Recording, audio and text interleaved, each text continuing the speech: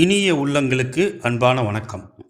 காங்கிரஸ் தலைவர் ராகுல் காந்தி தனது எக்ஸ் பதிவில் பிரதமர் மோடி தனது கோடீஸ்வர நண்பர்களுக்கு 16 லட்சம் கோடி கடனை தள்ளுபடி செய்துள்ளார்.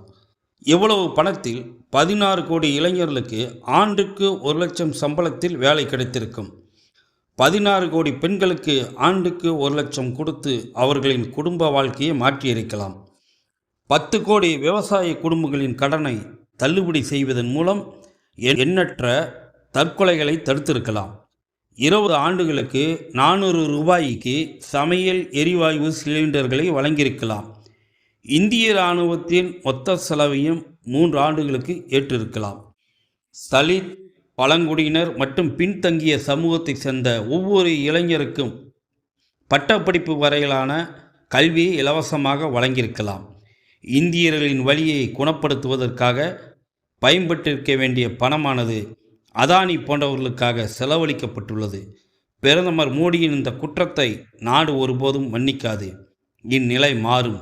ஒவ்வொரு இந்தியனின் முன்னேற்றத்துக்காக காங்கிரஸ் தனது அரசை நடத்தும். இவ்வாறு குறிப்பிட்டுள்ளார்.